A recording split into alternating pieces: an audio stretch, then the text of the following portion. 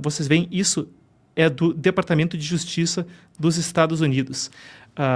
Essa daqui fala o seguinte... Matéria não, é um press release do Departamento de Justiça dos Estados Unidos. Morador de Nova York se considera culpado, confessa culpa por operar estação secreta de polícia do governo chinês em Lower Manhattan. É a parte mais de baixo de Manhattan, lá em Nova York, uma das subdivisões da cidade de Nova York. E se a coisa parece incendiária, ela absolutamente é. Vale a pena a gente lembrar que em 2022 emergiu o tremendo escândalo de delegacias de polícia da China no exterior. É isso mesmo, agora se torna até mais contundente. Esse é um mapa que foi publicado pela organização Safeguard Defenders, que significa protegendo os defensores. É uma organização fundada por um ocidental, ela é baseada na Espanha, tem sede na Espanha, que chegou a ser preso na China enquanto estava no país, passou algum tempo preso lá e depois saiu e passou a ter essa organização que defende pessoas que militam por direitos humanos globalmente. Claro, com uma ênfase talvez no pior violador de direitos humanos do planeta, o Partido Comunista Chinês. A investigação deles descobriu 110 organizações de polícia da China, não declaradas, atuando de forma secreta em uma série de países. Nisso se inclui o Brasil, vale dizer. 3 delas foram encontradas no Brasil pela revisão documental da Safeguard Defenders, uma em São Paulo, outra no Rio de Janeiro e outra em um local desconhecido. Investigações começaram em dezenas de países, um deles os Estados Unidos, onde havia uma dessas delegacias secretas em Manhattan. Irlanda também, Holanda também, outros países começaram investigações. Agora, então, um homem, o nome dele é Chen Jiping, não é Xi Jinping, que nem o líder do Partido Comunista. Chen Jiping se declarou culpado. Claro que o caso é amplo, abrangente, alarmante, tem muito para a gente discutir, então eu recebo ela para trazer para a gente os detalhes. Emanuele Coure, que trabalha como editora de China aqui no Epoch Times, também uma analista de relações internacionais conosco no programa Diante dos Fatos. Boa tarde, Manu, consegue me ouvir? Boa tarde, Marcos, tudo bem? Consegue me ouvir? Eu te escuto. Estou ouvindo muito bem, o áudio está ótimo. Manu, então, esse sujeito agora confessou culpa. O que exatamente ele falou? Traz para a gente atualizações do caso. Perfeito, Marcos. Então, as autoridades americanas ainda não trouxeram tantos detalhes realmente da declaração, mas finalmente ele realmente se declarou culpado, como você comentou. Agora, a princípio, ele deve pegar 5 anos de prisão. E só para a gente entender mais ou menos, porque essa história já vem se arrastando desde 2023, que foi quando ele e outra pessoa, que era o ex-presidente dessa delegacia de polícia ali em Nova York, eles tinham sido presos pelas autoridades de Nova York. Acontece que essas delegacias de polícia, elas são proibidas ali nos Estados Unidos, porque não é algo legal. E só para a gente entender mais ou menos o contexto, na verdade, o Partido Comunista Chinês fingiu que aquilo era uma associação, principalmente uma associação para que alguns dissidentes chineses pudessem se encontrar ali. Eles disseram que, na verdade, seriam os imigrantes de uma província chinesa de Fujian, que eles se encontrariam nessa associação. O nome que eles estavam usando, que na verdade era um nome falso ali, para realmente fingir, era Associação Chanli Americana. Então eles fingiam que na verdade era só algum tipo de associação para encontro de dissidentes chineses, mas na verdade não, era essa delegacia de polícia para realmente tentar perseguir dissidentes políticos ali dentro dos Estados Unidos. Até só para concluir aqui a minha fala, principalmente essa delegacia foi criada ali em 2022 e o objetivo principal dela, quando ela foi criada ali, era realmente perseguir um dissidente chinês que já estava na mira do partido há um bom tempo. E ele era principalmente um ativista pró-democracia e ele estava sendo um conselheiro de um congressista que estava tentando se candidatar em 2022. E daí, claro, a gente tem outros casos, mas isso é o que a gente tem até agora. E também o ex-presidente dessa associação, que não é o Chen Jinping, ele se declarou inocente. Então, até agora ele não confessou, mas ele continua preso.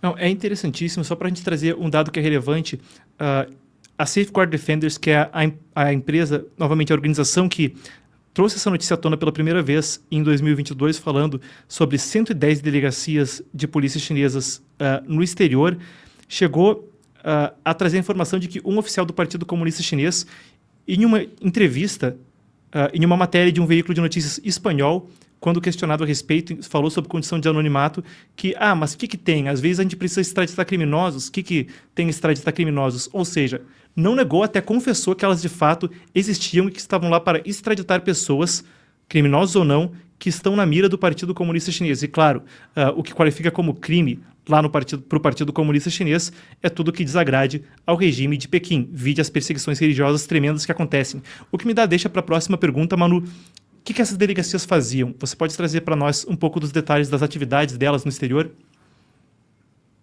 Bom, então, vamos começar primeiramente, brevemente, sobre o que, segundo o Partido Comunista Chinês, seriam essas delegacias de polícia, só para a gente entender o contexto do que eles alegam. Eles diriam que, na verdade, seriam delegacias somente para ajudar dissidentes chineses a conseguir mais facilmente a documentação chinesa deles. No entanto, Dissidentes não, vários governos... Cidadãos, certo, Manu? Só para pegar... Ajudar cidadãos chineses, Não, é isso? muitas vezes... Isso, sim, seriam de cidadãos chineses, perdão. Seriam cidadãos chineses que eles estariam ali nos Estados Unidos e era para ajudar eles a eles conseguirem mais facilmente conseguir a documentação deles, algum tipo de passaporte, renovação que eles precisassem. No entanto, tanto o governo americano quanto outros governos europeus realmente comprovaram de que, na verdade, essas estações policiais eram usadas pelo Partido Comunista Chinês para perseguir dissidentes nesses outros países. Então, a gente vê principalmente o foco dessas delegacias seria, por exemplo, tentar conter movimentos pró-democracia, alguns movimentos que tentam denunciar os abusos de direitos humanos do Partido Comunista Chinês e muitas vezes, inclusive, eles tentam fazer com que esses dissidentes chineses voltem para a China.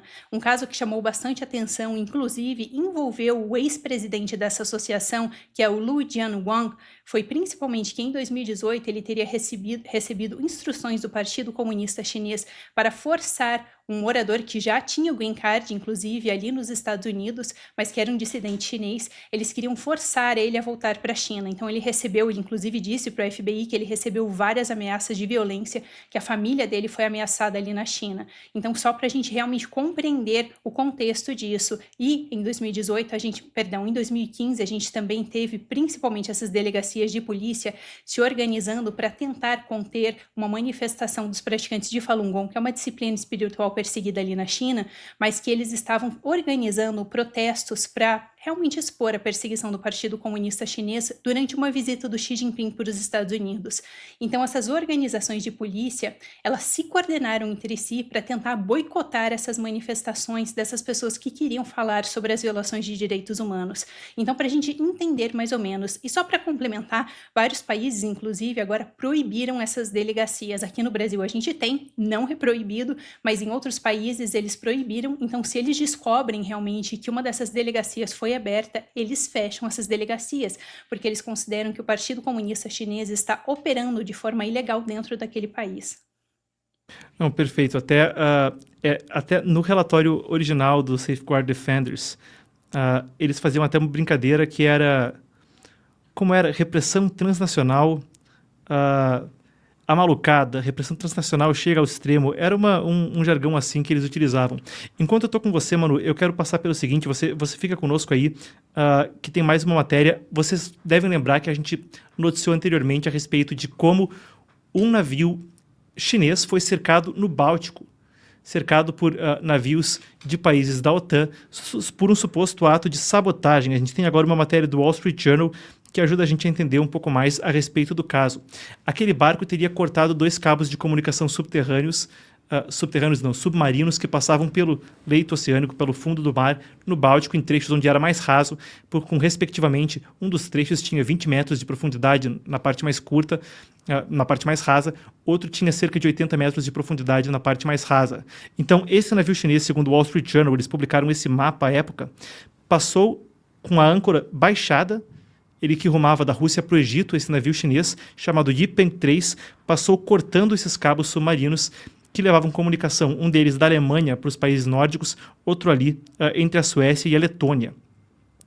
Que foi um caso alarmante, os cabos foram cortados, não se sabia se ele passou de fato com a âncora ou não, queria investigar o caso, os países envolvidos, e então que o navio ficou na zona econômica exclusiva da Suécia, ali parado, cercado por navios de países da OTAN, até que alguma coisa evoluísse. Agora a matéria que o Wall Street Journal traz diz o seguinte: a China permitiu então que investigadores europeus fossem a bordo do tal navio suspeito do ato de sabotagem no Báltico. Então, traz os detalhes para a gente, Manu. Qual a novidade que a gente tem agora, então, com os investigadores subindo nesse navio chinês no Báltico? Então, Marcos, como você comentou, finalmente agora o governo chinês permitiu que esses investigadores entrassem no barco para realmente tentar fazer uma investigação mais apurada do que aconteceu. Mas o detalhe está interessante porque eles só serão permitidos entrar nesse barco juntamente também com outra equipe do Partido Comunista Chinês. Então, eles não poderão entrar sozinhos ali. Mas é bem interessante a gente pontuar o tempo que todas essas negociações demoraram, porque isso aconteceu ali no começo, no meio de novembro. Então, a gente teve até agora essas negociações que foram principalmente lideradas ali pelas autoridades da Alemanha, um dos países que acabou sendo prejudicado por isso, e só agora eles conseguiram realmente chegar a um consenso para eles entrarem ali e descobrirem o que aconteceu. Um detalhe até bem interessante é que tudo isso, na verdade, é algo bem sem precedentes, porque geralmente as leis marítimas, eles não permitem que um barco privado, que ele realmente fique estacionado ali e que autoridades de outros países impeçam ele de sair. No entanto, realmente era um caso muito particular, mas de acordo com as autoridades, eles estavam realmente conseguindo se coordenar de alguma maneira ali com o Partido Comunista Chinês.